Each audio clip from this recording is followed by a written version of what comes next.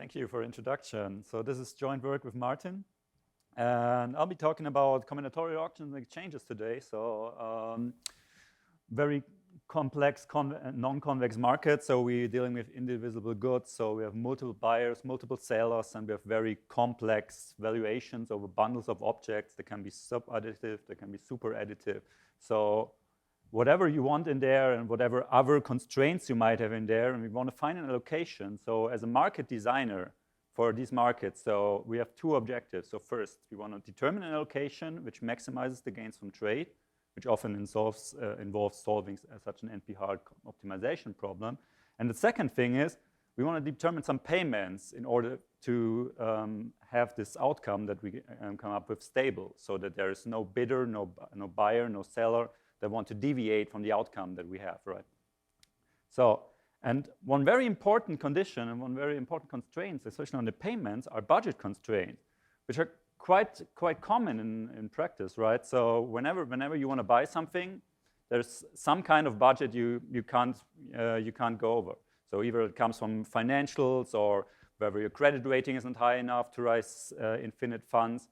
So you're somehow budget constraints in the auction. And of course, the payments we determine, they have to respect these constraints. So we cannot force somebody to pay more than their budget. And because that's the case, also, we cannot make use of total transferable utility. So people can only transfer money up to their budget. So quasi-linearity breaks down here, right? So up to now, like in combinatorial auction exchanges, mostly in theory, we assumed like these efficient financial markets. So where buyers can always raise enough funding up to the net present value. But if you consider, like, for example, so one of the prime examples for combinatorial markets were like these airport slot allocations, and I'll come back to this later, where if you consider like small airlines, maybe they cannot raise enough money. So maybe even they have high net present values, they cannot raise enough money to bid up to the valuations. So in this case, if they want to participate in an auction, they cannot bid up to the true valuation, but they have to shade their bids in order to not risk paying more than they can afford. So, and now you might think, okay, what's the matter here? So then they can only bid up to what they can actually pay for. But the problem is, if we do this, and people shade their bids, we run into instability. So just look at this small example, two buyers, two items. So buyer B1 really wants item B, has a high valuation for item B, but only a budget of 3. So she might fear paying too much for that, going over her budget, and in this case, participating in the auction, she only states a bid of 3 for the item. So in this case, we come along and we determine the efficient outcome and prices for that. So we might come up with, okay, B1 gets A, B2 gets B, and we might find equilibrium prices where B2 pays an amount of $1 for item B. But of course, so after the auction is done, B1, knowing her true valuation, will approach the buyer and say, okay, with my uncapped valuation, this is way higher than what I gave you. I'm willing to pay up to $3 for this item B. So we're unstable because we forced people to only submit their budget cap valuations. So we should, if we want to design these auctions, we should not only look at the valuations, but we should also look at the budgets. So the problem here is, so if you're looking at budgets and people can give their budgets and their valuations, then we lose IC. So that's a famous result. So we cannot have IC mechanisms with private budget constraints. But, well, markets might be large, so maybe participants don't know how to manipulate. And also, you just saw it might be a huge problem. So you might run into these instabilities and everything. So maybe first we should need to understand the complete information setting of how can we incorporate these budgets so that examples like the previous one don't exist anymore, so they don't come up, before we start even thinking about the strategic setting and the Bayesian game setting. So what we are aiming for is, so we're looking at a complete information model, and what we want is we want efficiency, and we want stability in the form that we get outcomes, so allocations and payments that are in the core, so that there is no coalition, no subset of economy's agents, of buyers and sellers, that can, if they only trade among themselves, come up with improvement as against what they get in the outcome we come up with. So unfortunately, the problem here, if you have budgets, so the welfare maximizing allocation might not allow for these payments such that the outcomes is in the core. So what we cannot do, which is what has been done, for example, in core selecting auctions, is we cannot go there and say, okay, we first solve the allocation problem optimally and then try to find payments for this optimal allocation. So this might not be the case that the welfare maximizing allocation allows for these payments. So we need to look at both problems combined. So we need to come up with the allocation and the prices at the same time. And unfortunately, this raises the complexity of the problem. So if we want to compute this core constrained welfare maximizing outcomes, we come up with a sigma 2p hard problem. So a sigma 2p complete problem even. So for those of you who are not familiar with this, so this is like one class upwards in the complexity hierarchy from NP. So even if we had an NP oracle, we could not be certain that we solved the problem in deterministic polynomial time. So it's a really, really hard problem. And up till very recently, such problems were basically considered intractable in mechanism design. And so for even small instances, there was, how could we even solve these? So I could maybe stop here and say, okay, bad news, but I got some more time. So I will go into that we actually can manage to solve reasonably sized or realistically sized problems in these, even though the problem is really, really, really complex and very computationally hard.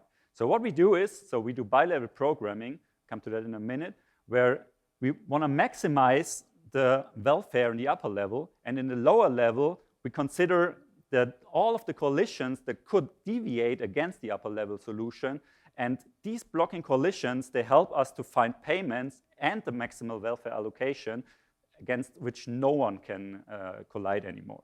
So what's a bilevel program? So a bilevel program, so basically from start, it looks like a standard IP. So I'm not going into the maths here. So just we want to maximize the gains from trade, and we have some allocation and payment constraints, right? And we want to find this allocation at the payments.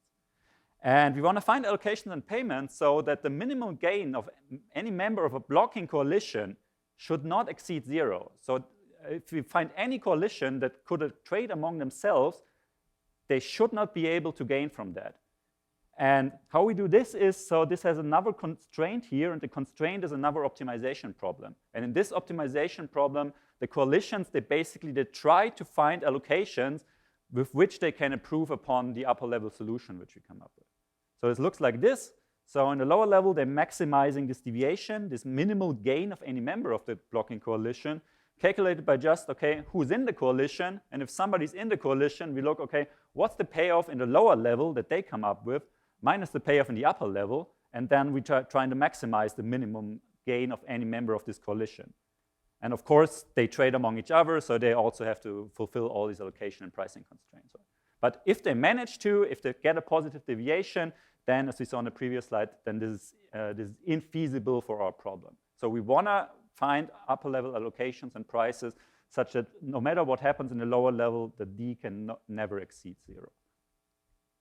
So bilevel programming, just a short overview. So if the lower level is non-convex, like in our case, so we have integer variables, binary variables, then the problem, of course, it's also sigma 2p hard to solve these bilevel problems.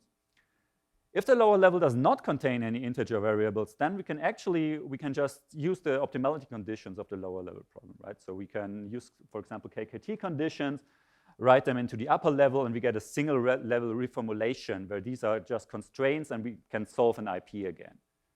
The problem is, okay, we are not convex in the lower level, but what we can do is, so there's also an approach by Zhang and Eng where we look at the lower level, we're fixing all the integer variables, and then we're solving with the fixed integer variables, we're getting the KKT conditions for this lower level. So then we have a convex lower level where we only have the prices, the real values, and we take for this coalition and for this allocation, we want to basically be safe against that. So we add the optimality conditions to be safe against that allocation. So looks like this. So what we can do is, first we solve the upper level, right? Only the upper level. We find an allocation and we find prices. If the upper level is infeasible, then of course we can just stop there and say, okay, there is no co-stable solution. And otherwise, we fix this upper level solution and look, okay, what can a coalition do against that? So can we find a coalition with an allocation that can deviate, that can gain from deviating against this? If this is not the case, then we are optimal. So we have found the welfare maximum allocation and payments. And otherwise, for this fixed integer variables, we add the KKT conditions to the upper level, and we go on, and we, for every time we find the deviating coalitions, we add the optimality conditions for that. So big problem here is, of course, so number of deviating coalitions can grow exponentially, right? So a large number of possibility of coalitions, a large number of possible allocations.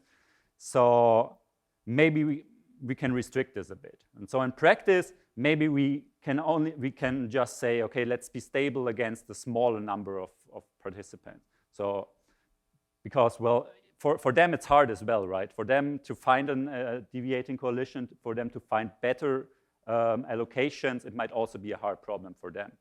So what we define is like this n-coalition stability, where we say we are n-coalitional stable if there is no coalition with at most n members that can find a profitable deviation. And on the positive side, if n is only 2, so which means only coalitions with like one buyer and one seller, then finding a welfare maximal core outcome is only NP complete. So from what we've seen before, so basically we could consider this an easy problem then, because so it's not sigma to p, it's only NP complete. So, and actually we can solve them quite fast. So this is positive, and the positivity doesn't stop here, because so we did some experiments. So we looked at two markets. So one was the primary market for airport time slots. We based that on the CATS instance generator. And another market we looked at was a fishery right exchange based on work by Martin in New South Wales. And for both of them, we used the generator by CATS, and we used a very sophisticated generator that Martin had for where the variation endowments, they are very based on the real data that they got from New South Wales. And for them, we generated budgets, and then we just tested, okay, how far can we go? How big of instances can we actually solve here? And turns out, if we look at the airport time slots, so I is the number of buyers, K is the number of items or slots. So we always have 8 sellers in these instances, and we're always looking at 8 instances for each combination. And we just looked, okay, depending on combination of buyers and items, how many instances can we still solve?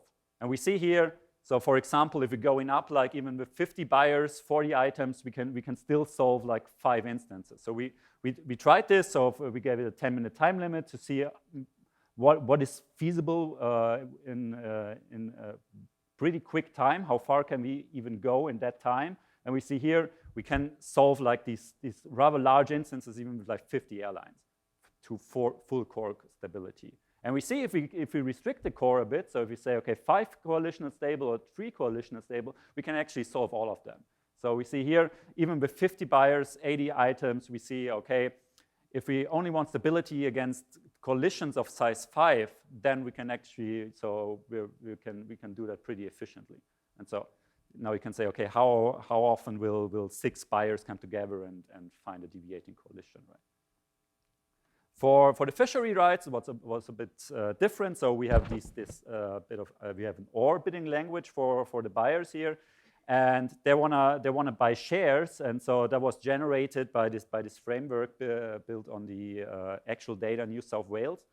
And so what we have here, we did this for 2 share classes, and up to, you see here in K, the number of shares that are traded within these share classes. For I is the number of buyers, and J is the number of sellers. And we see here, even here, so we have a lot of shares that are traded, But even here, you see we can solve some of the instances with 10 buyers and 10 sellers. And especially if you're just looking at like 5 coalition stability or 3 coalition stability, we can solve a lot more in quite fast time. So, and again, you can say, okay, how often will it be that four fisheries will come together and find a better outcome among themselves? So to conclude, so budget constraints are reality in many markets, and ignoring them can lead to instability and to non-core outcomes. So we might have some really bad problems if we ignore the budget constraints. So what we want to do is we want to not ignore the budget constraints. We want to consider them, but when we do that, we're facing a really hard problem. But even though the problem is really hard, so computationally hard, we can show that we can solve reasonably large instances in a fast amount of time. So the next steps for us would be, okay, where is this starting to become difficult? So we know for only coalitions of size 2 deviating, we know that's so it's easy in a sense of it's NP hard. So when does it become sigma 2p hard? So what is the minimal condition for it to become sigma 2p hard? And also, if we do more restrictions on the markets, on the allocations, or even on the valuations, are there even some polynomial solvable cases in these markets with the budget constraints? So that's what I had to say, and I thank you for your attention.